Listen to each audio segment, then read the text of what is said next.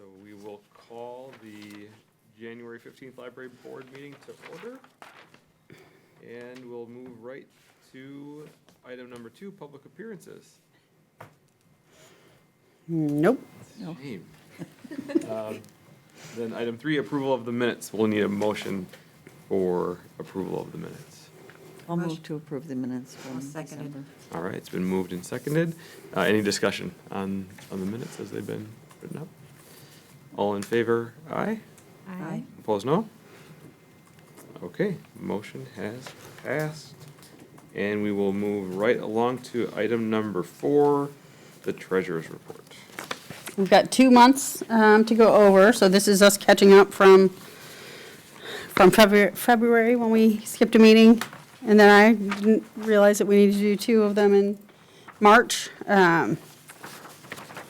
Neither one of them is especially remarkable. The large numbers you'll see, I think, are mostly standard MG&E technology allocations coming through. I think in November you start to see a couple of end-of-year kind of things that we did.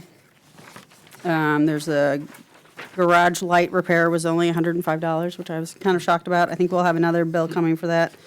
The problem is not entirely fixed, so Kevin is working on the, I think I told you guys, the part that he ordered that he needed to fix it was $4.85. Apparently you really get what you pay for because it burned out in like 3 days or something. So I think he's got a better solution in the works. You'll see a lot of collection expenditures sort of ramping up at the end of the year to get that all spent. We are still deep in the throes of paying for the end of 19 and the beginning of 20 and trying to make that sort of delineation. The software upgrade that we did sort of complicated that further, but we're working through that. So you'll continue to see those coming through. October, there's a lot of Halloween hunt purchases as well, which is fairly standard. So I've got those 2 registers, and then I also have my own monkey budget where I'm predicting the end of the year, and everything still looks really good to me. I think we're going to have a sizable amount of money to put into fund balance at the end. Wow. We were able to do the carpet project. We haven't seen that come out in the register yet, but if you have been downstairs in the vestibules, I think it's much nicer. Mm-hmm. They did have to put some concrete underneath, so they started at like 6 o'clock in the morning, and poor Kevin and Dale had to get the old, so we had like metal with carpet on it, and it's in strips, and so they had to like take out set screws and like slide it out the door because it's so wide and it doesn't bend at all. So it was a whole undertaking that we, like the day before, we're like, oh, how do we get those out of there? We thought that Coyle was going to take them, and they were like, no, that's not part of the deal. So they took them apart. They're in the garage right now. I think we're going to try to see if we can repurpose them. They're nice units. They're just weren't working for our needs. Hello. You sit right over here. We're mixing things up. Yeah, so I think everything looks right where it should be. Are there any questions about either of the registers or the overviews?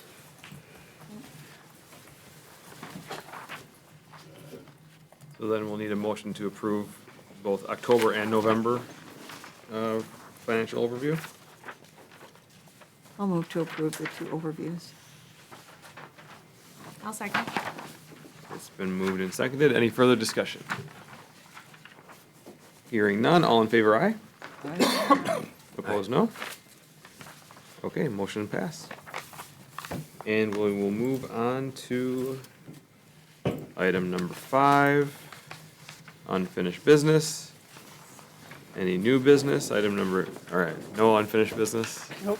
That's what we do here. We don't, any business unfinished. And then new business, we have an update related to the fine-free work group report. Yes. Take it away, Phil. That's Yeah. Phil, all right.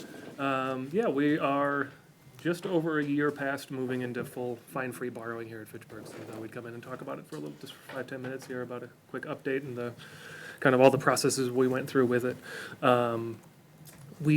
This all came out of the strategic planning, the second strategic plan we've been working on. And the first real discussions for it started in May 2018. We had a staff in service, a large brainstorming session, and it was the first time there was a real like concerted push towards it at that instance. it kind of coincided with a larger national push with ALA, the American Library Association, and a lot of other library groups advocating and pushing hard to eliminate barriers to access, is a phrase they use a lot with it. ALA specifically at that time had a policy statement on library services to the poor, specifically identifying monetary library fines as being a barrier to service. They have since actually gone further and to say that they're actually a form of social inequity. Oh, wow. Since then, this was after we have gone fine-free with it and everything like that. Oh, so There's- recently. Yeah, it was it was midwinter last year. So about this time last year. Right around when we actually made the official switch to doing it, they came out to say that even a step further with it. So there's been like a large national push to kind of reevaluate our own barriers to access and how fines kind of play into that. On When top, did they start charging fines for libraries? that's a great Oh. question. Forever? Probably, I think it really started with, like, library started as subscription library, so you had to pay to be a member. And then I think when they became public is when fines, when don't know it if they switched to exist. free libraries. Yeah. So, yeah. yeah, that's a good question. I'm actually not sure. We opened being partially fine-free, jumping around in my presentation here a little bit, where we always were open without having any fines on children's materials from the very beginning. So about 50% of the collection would circulate pretty freely that way. And the way that fine-free borrowing ends up working is it's all based off of where you check out. So people who are checking out hold shelf and so forth here, if it's a kid's item that you pick up here, it doesn't matter who owns it, it'll follow our fine procedure that way, which actually makes it a lot easier than the other way around. Kind of overall goals we were looking for with the project was to increase positive patron interactions, kind of extending goodwill in addition to breaking down barriers to access and so forth.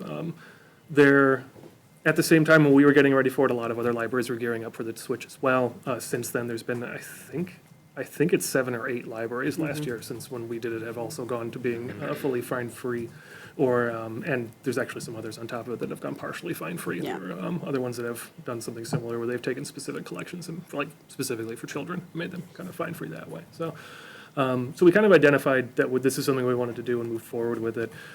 From that point, we looked into kind of researching if we could absorb it financially, what exactly it meant by going through and doing this kind of transition. One of the things that we found right away is that less than 1% of our library budget actually comes from fines or fees. I think there's a large feeling that that's where most of our money comes from, and in actuality, it's not. It wasn't much. We dug a little bit deeper. We pulled some reports from the South Central Library System and looked into Fitchburg library accounts and found that 70% of them just didn't have fines at all, was one of the things. So it's not like we were going into, 70 or 80% of people's accounts. Most people who have a library card don't have any charges on their account. And we found that of those 30% with fines on them at all, it was actually a very small percentage of that even were blocked. So it wasn't a terrible amount that way. Going further, we actually pulled some of that data out, and did we present this to the board when we went through it as well? Yeah, we pulled data out from those reports and actually ran a look at Fitchburg library accounts. This is just a quick map of the blue sections show accounts in good standing, red is accounts that are blocked, so have $20 or more in charges on them. And I guess when we looked at it, we expected to have to take a long time to kind of parse data out here, but if you just look at it, it really, I can't get a mouse cursor going on here, but it's pretty easy to tell the lowest income areas in Fitchburg. You can easily see North Fishhatchery, the Allied community, and Jamestown highlighted with some of them with over 25% of library accounts being blocked. Yeah, the part on the map that's McKee Road in north and Seminole Highway Yep. in west, that's District 1. It's exactly, and Yeah. so it was a pretty easy decision to make after that, where we saw this is what we expected to see. I didn't expect to see it so clearly, to be honest. So we decided at that point to go forward. Making the switch was on a like a systematic level. It wasn't that bad to just go in and ask South Central to remove the fine structure from the system that we used to borrow or to loan items to patrons, but we also decided to go back and eliminate existing fines on accounts that hadn't been paid yet. We were only able to do that for overdue charges that were accrued at Fitchburg. We extended that to everyone in the South Central Library system. We were able to get a list of all the accounts that had still had outstanding fines on them that were accrued here at Fitchburg, and we went through and erased them. So, And that was just fines, that was not in case you lost your book and you owed. exactly, we were able to parse it out that way. We, How yeah. did the people know that you'd gone fine-free and that they Yeah. could, in fact, come back in and? they No, were- that's a great question. We went on Fact TV with it, we had some press releases with it, we put it out on the website, we had signs in the library. We put signs out actually specifically just telling people we've gone fine-free going forward. We're Right. currently working on eliminating your old fees. If you have questions, come up to the desk, we can do it on the spot.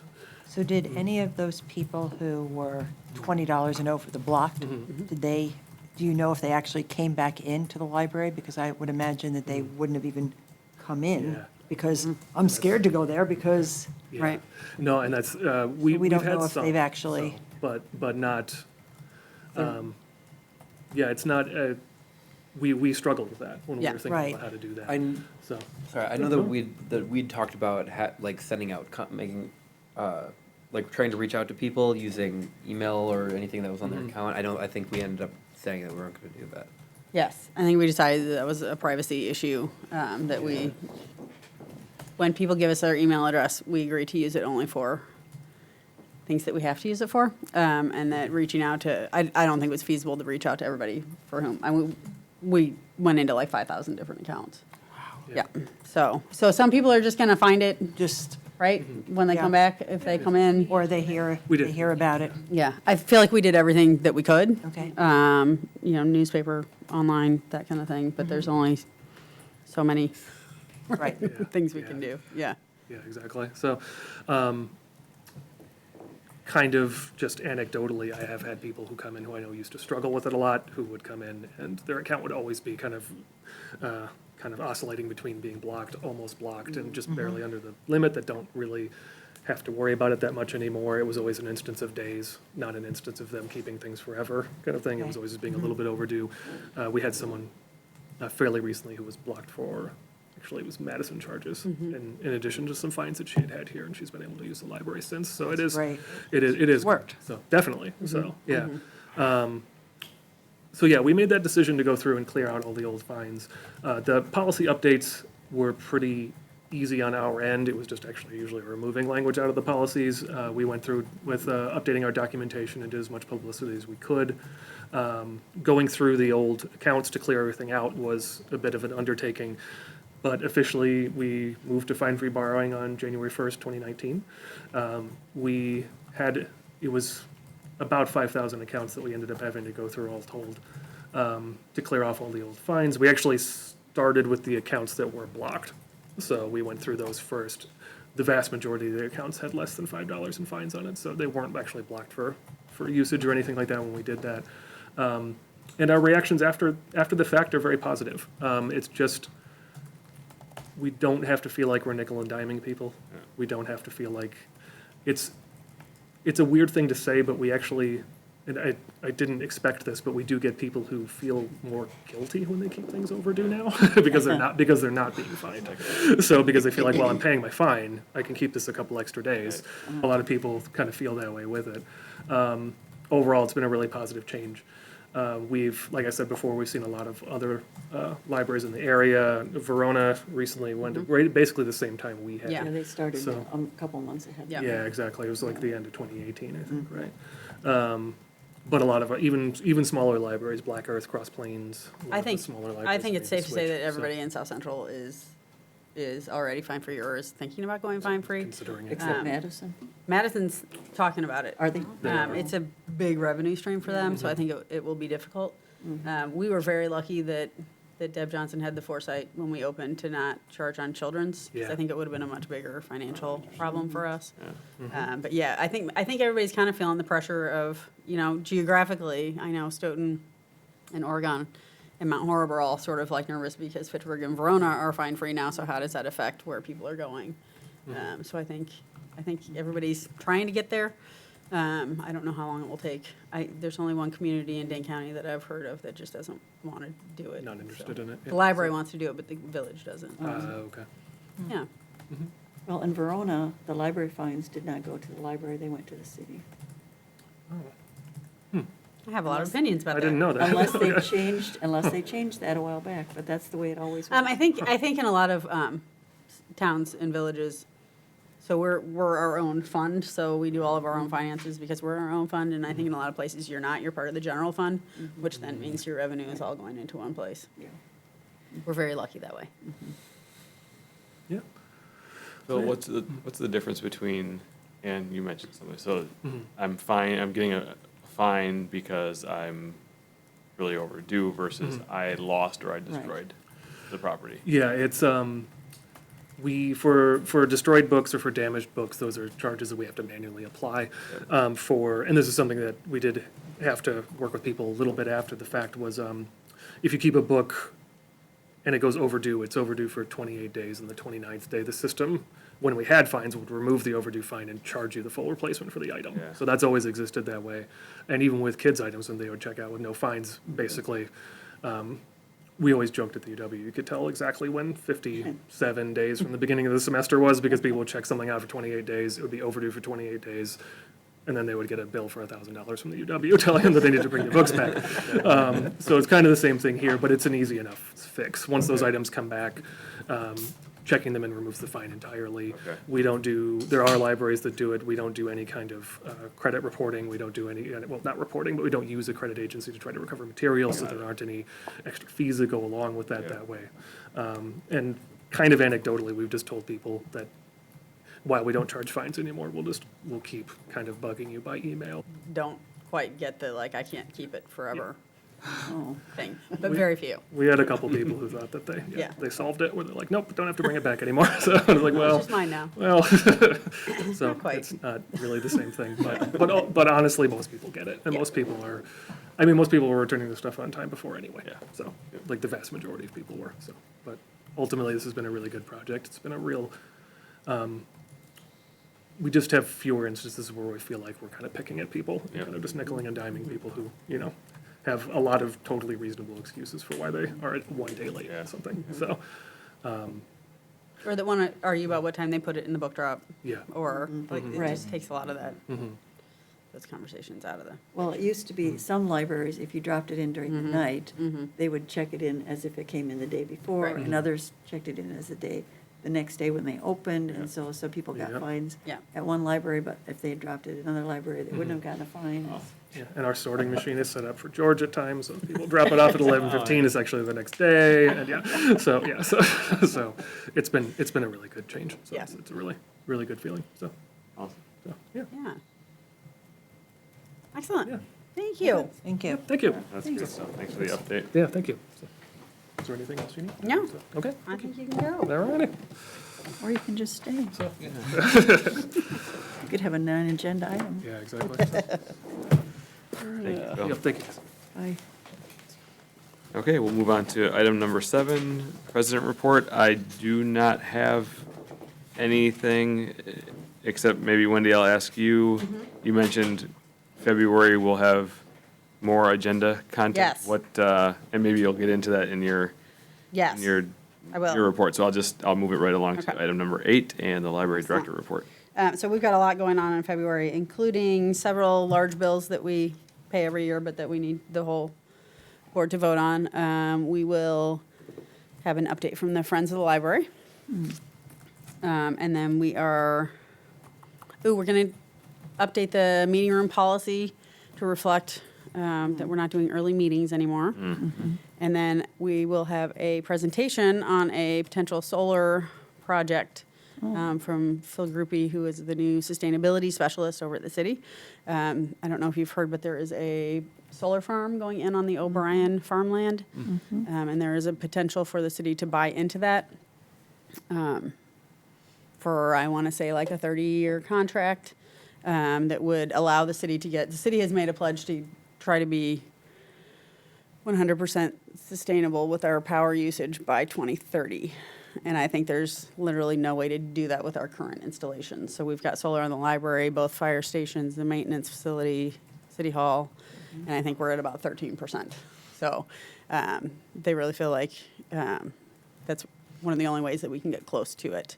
But I don't understand exactly how it works. We buy into it. I talked to Misty a little bit about it yesterday, and she says it's sort of a risk in that if power continues to escalate in cost, then it's a great deal for us. If something happens and it disrupts the whole system, then it could possibly not benefit us in the 30 years. But I think this is kind of our only chance to get into it. And I was actually very happy that he thought to come to the library board because we do pay our utility bills separately. And so I was just happy that they wanted to make sure that we were in on it before the city committed. So Cool. we'll have that presentation as well. And I think that's everything that I've got so far on my list. It's probably not. I'm probably forgetting one or two things. I don't think any of those are going to take a huge amount of time, but it's just a lot. It's more than we usually see on an agenda. Yep. Other thing I wanted to report on is Bibliovation, so the software update that we did. We're a month out from that. I think it's working mostly for patrons. We still have a lot of issues on the back end, mostly involving holds.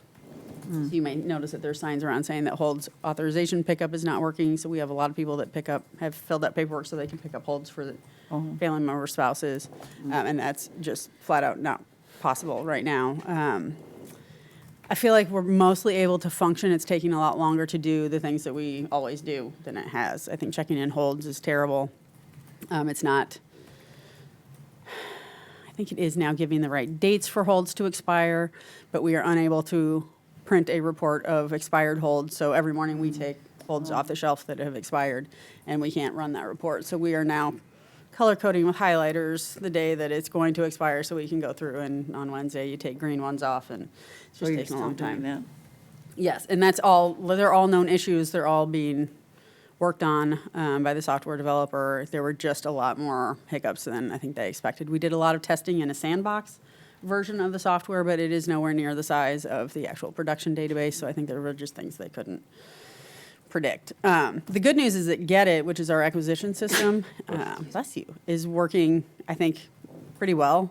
It's not working well for other libraries, so I don't know why it's different between library to library, but I think that it didn't transfer a lot of information for other libraries that it did for us, so we're in pretty good shape there. I have a meeting tomorrow for administrative council at South Central, and it's on the agenda. So I'm taking a list of things that our staff are kind of losing their minds over to see if we can get those kind of bumped up on the fixed list. So I know they're working on it, and there were things that weren't working, right away that they fixed. So it's not that we're not seeing any improvement, but there are some things that I just really thought would be done. The holidays didn't help. We had a lot of, South Central had staff that were off. One of the people that is running this whole show had kidney stones over the holidays. So I feel like there's just been things that have not been anticipated that have kind of slowed things down. So we're hoping things, I think patrons are real upset about the app, which they should be because it's terrible, and I would recommend to just stop using it at this point. You can go in on a phone just to link at, and it scales now to size, so it's much easier to use. I think the rumor around South Central is that we're just going to have to find a new app developer. Like the one that we've had has never been great, but it's terrible now. I don't even think you can get into it at the moment. I stopped trying. I don't know. But yeah, so there's some things that patrons, and I think patrons are just kind of struggling to make the change. Things look different. People don't like that. And then But there's also, like the internet changes. Like there's it's the been 10 years. login and the dashboard. And Right. So it's another extra step, it seems like, to get It in. is. I feel like in 3 months, nobody's going to remember that you didn't have to always do that, so it's a transition time. But yeah. When you consider how big that was to do that whole thing, it's amazing it's working. Right. 47 libraries, 48 libraries, and all the Yes. books. We're and talking pages. millions of items and hundreds of thousands of patrons, so, yes. Yes, I'm not unhappy with it. I think I wish things were getting fixed a little bit faster. But we'll get there. All right. We'll get there. I think that's all I have for, statistics. So we're at end of year statistics. I don't trust them entirely yet because of the switch to Bibliovation. There are some numbers you'll see in here that are to be decided because it's not counting things correctly. Phil, I think, was the first one in the system to notice.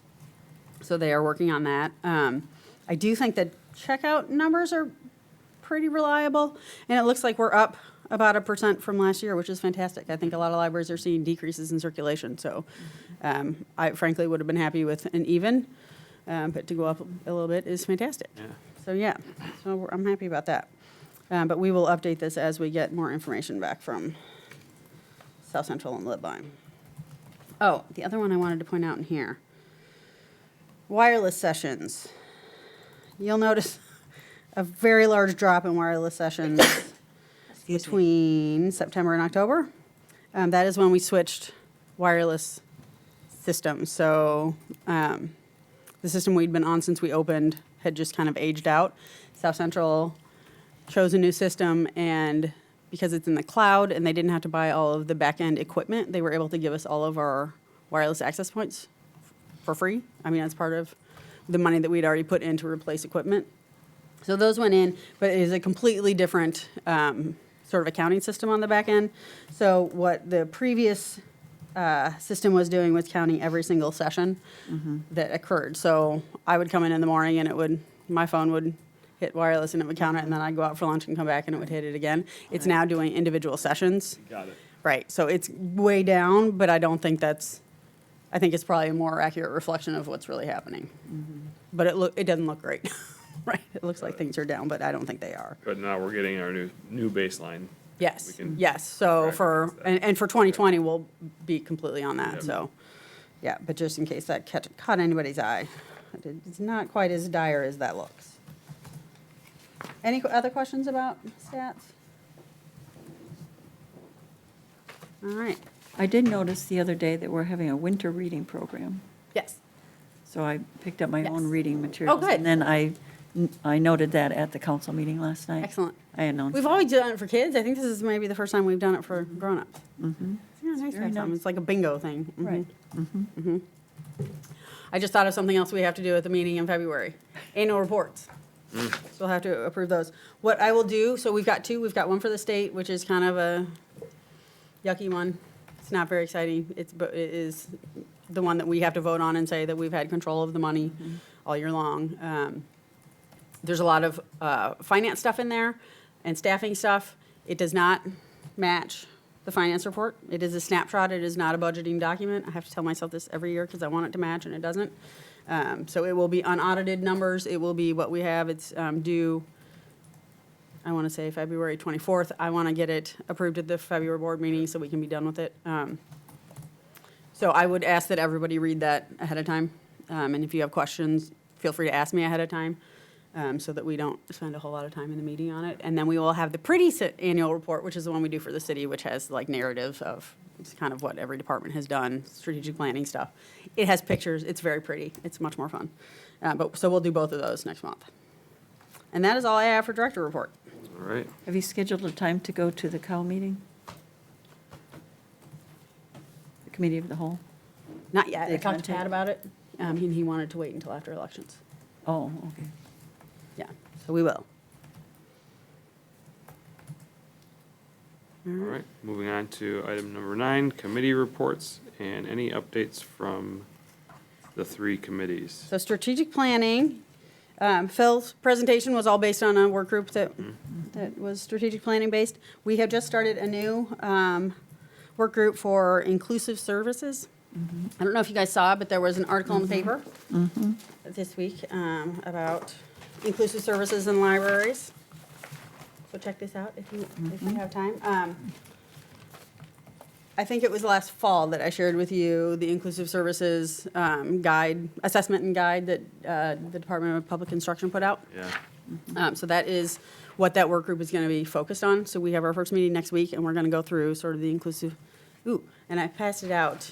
Yes, inclusive services statement. So that is that's like the first section of that guide that I passed around last fall. So I just wanted to make sure that you guys were all familiar with that, because when I did talk to the paper and noted that the board had been alerted of it, I just wanted to make sure that you remembered that you were, and that you've got it there. So we'll start, it's got sections on facilities, services, programming, signage, all sorts of stuff. So we'll go through, and it's basically got statements about, are you doing this? Yes, no, not applicable, in progress. So we'll go through that. It's just an internal document, so that's not something we share publicly, but it will give us kind of an idea of how we are. I think we're very lucky to be in a building as new as we are, because I think the facility things are probably going to be minimal. But there's always things that we can do. One of the things that I talked to the STAR about, things we've done recently. So you think of inclusion as ADA, but it's not. It's much bigger than that. So going fine free, I think, for sure counts for that. That we have gender neutral restrooms, that we redid the parking garage when we did to make it more accessible. So we're always looking for this kind of stuff, but I think this will kind of give us a framework for it. That's great. Yeah. Thinking about maybe having our May staff in-service focus on inclusion as well, and having somebody from DPI come and do a presentation on kind of how they made the tool, and then kind of what the expectations are. Yeah, so that's strategic planning. We are also about to meet for collection development, is going to meet and start talking about furniture, display furniture, to add throughout the building. That's what the end of year fundraising the Friends did, is focusing on that. So we'll be working on that pretty soon as well. Can I jump right to facilities? Yeah. So I mentioned we did the carpet project downstairs. They did have to go through and do concrete along the edge of the hole in the tile, so that the carpet would sit up high enough so it wasn't a trip hazard. So they started at 6 a.m. and then took the thing apart and then did the concrete, and then like 9 o'clock, Kevin was directing people to walk around the side. And I think they had the carpet in by like 9:10 or something. So it worked out very well. I think it's really nice. It is not loud, so I didn't realize how loud that metal one was when you walked across it. So the circ staff were sort of divided on, some of them liked knowing when someone was coming through the doors. Yeah. And some of them really liked now not hearing it. So it goes both ways, I guess. But that was something that I really wanted to get done in 2019 to use funds that we had set aside for strategic planning, so. We don't have one of those curved mirrors so they could see people when they're coming in. No, because there's that set of doors there. I don't know if it would, like if you could, Depends on where the mirror would be. right. And I feel like, you've got the doors and people have to open the doors, so you kind of get that anyway. Yeah, I don't know. We do have a security team for strategic planning, so maybe that's something that they should think about. Because when we did active shooter training, I will say the circulation staff were like, wow, we're just kind of sitting ducks right here. So, yeah, we should think about that. Or maybe camera, something. We've got cameras down there, but they don't see them, so. And then the front doors are still broken. I feel like they're just always going to be broken. And it's been so long now, I actually tried to come through them the other day. I'm like, why doesn't my badge work? Well, I want to oh, right, there's no power to those doors. You use a key if it's before hours. So I'm going to have Kevin look into that. Like, they were supposed to get apart. They said 3 weeks, and that was, the holidays throw everything off. But, yeah, so we're working on that. We have 3 early meetings left. One of them is tomorrow, and I think we've got 2 in the next month. I shared with the rest of the department heads and Pat Marsh that we had decided not to do early meetings anymore, and I think they are now looking into maybe doing that citywide. So I think there's some wisdom to protecting your assets and your facilities. So, and I don't have anything to say about personnel. All right. Then we'll move on to item 10. Just the announcement that our next meeting, which is a stacked agenda on Wednesday, February 19th. And we'll move straight to item 11, and we will need a motion to adjourn. I'll motion to adjourn. Second. Been moved and seconded. All in favor, aye? Aye. Opposed, no? That ends our January.